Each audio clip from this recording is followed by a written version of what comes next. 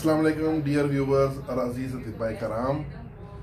आज हमारे लेक्चर का मौजू है पित्ते के पोलैप्स।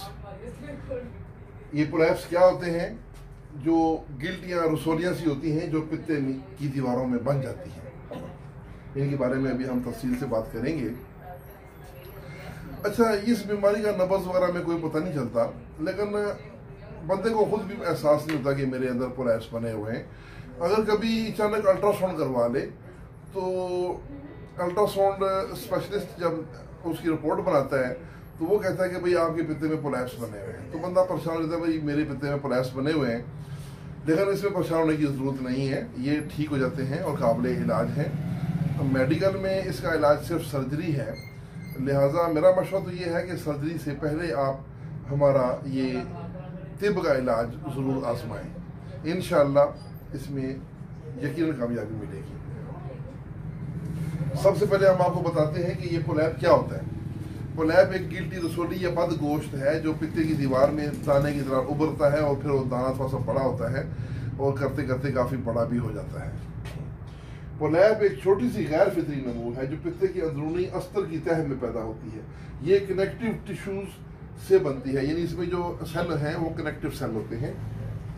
और पित्ता एक थैली नुमा उज़्व है जो बाइल को जखीरा करता है और छोटी आंतों में बाइल पहुंचाता है।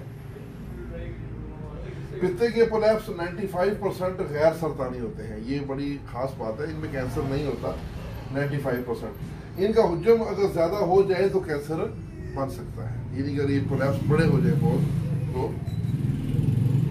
अलामात अमूमन पोलैप्स की कोई ख़ास अलामात ज़ाहिरी तौर पर ज़ाहिर नहीं होती, लेकिन कुछ अफराद के पेट में दाएं तरफ ऊपरी हिस्से में दर्द होता है जहाँ पे पित्ते का मकाम है, और बतली उल्टी होना और रात को मुंह से राल बहने की शिकायत भी हो सकती है। अब इसके हम असबाब पे बात करते हैं। यूनिफिकेशन थ्योरी के मुताबिक पित्ते की सोजिश बढ़कर वर्म और फिर पित्ते की अंदरूनी मुखाती पर म्यूकस मेम्ब्रेन में दाना नुमा उभार पैदा होने लगते हैं। सोजिश वर्म के बाद वहां पे वो दाने से उभरने लगते हैं। पित्ते की सोजिश गर्म खुश्क सुफरावी मिजाज में शुरू होती है और उसके बाद वर्मी दर्जा, फिर त्रशों का दर्जा और चौथा जो है ये सर्द खुश्क दर्जा जो है इसमें बिगड़कर सुदावी दर्जा में पोलैप्स बनने लगते हैं। यानी कि जो यूनिफिकेशन थ्योरी के मुताबिक हर मर्ज के 4 दर्जे होते हैं। जो चौथा दर्जा है वो सर्दी खुश्की का सुदावी दर्जा है। उस सुदावी दर्जे में अगर पित्ते में बिगाड़ पैदा हो गया तो पित्ते के सुदावी दर्जे में जाके ये पोलैप्स बनना शुरू होते हैं। अच्छा, अब इसका सबब क्या है? चिकनाई का कसरत इस्तेमाल, सिगरेट नोशी वगैरह पित्ते के पोलैप्स बनने का बड़ा सबब है, ये याद रखें। अब हम इसके इलाज के ऊपर आते हैं। HSJ 4 ग्राम सुबह शाम और T5 1 ग्राम सुबह शाम और मुसलसल दें। इतना मुख्तसर इसका इलाज है। अब मैं इसकी तफसील बताता हूँ कि HSJ क्या है और T5 क्या है। ये मैं आपको नुस्खे आखिर में बताऊंगा। और नीम गर्म पानी का अनीमा करें कब्ज़ की सूरत में। आंतों की सफाई के लिए नाशपाती का ज़्यादा इस्तेमाल करवाएं। आड़ू का जूस पीने को दें। खाली पेट रोगन जैतून भी इस्तेमाल करवाएं। अदरक और हल्दी का इस्तेमाल ज़्यादा करें। दालों का इस्तेमाल ज़्यादा करें। चुकंदर का जूस भी पीने को दें।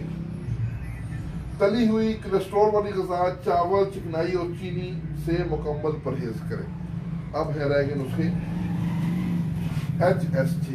HSJ 2 नुस्खों का मजमुआ है। उसमें H स्टार्ट 2 हिस्से और 4 जदीद 1 हिस्सा है। आप पहले H स्टार्ट का फॉर्मूला सुन लें। H स्टार्ट में ज़ीरा सफ़ेद 100 ग्राम, मीठा सोडा 100 ग्राम, तुख्म कासनी 100 ग्राम, गुल गुलाब ईरानी 50 ग्राम, गुल नीलोफर 50 ग्राम, किशनीज 40 ग्राम, कलमी शोरा 25 ग्राम और जौ खार 25 ग्राम है। ये आपका बन गया H स्टार्ट। अब आपने बनाना है 4 जदीद। 4 जदीद में है हल्दी, मराठी, सौंफ, 3 चीज़ें बराबर वजन। जब ये 2 नुस्खे बन गए तो H स्टार्ट आपने 2 हिस्से मिलाना है, उसमें 4 जदीद 1 हिस्सा मिलाना है। ये बन जाएगा HSJ। ये आपने 1 चम्मच भर के सुबह शाम लाजमी देना है, 3 टाइम भी दे सकते हैं। साथ जो नुस्खा है T5 का, T5 का नुस्खा बहुत ज़्यादा इस्तेमाल होता है सोजशी अमराज में, जितने भी मुज़मन अमराज हैं उनमें। उसका फार्मूला है रेवंत खताई 50 ग्राम, मलट्ठी की जड़ जो है छिलका उतरा हुआ मकशर होती है वो भी 50 ग्राम, और सुहागा सफ़ेद खाम वो भी 50 ग्राम। और इन तीनों को चीज़ों को पीस के मिला लें, और उसमें 10 ग्राम शीर मदार मिला लें। आपका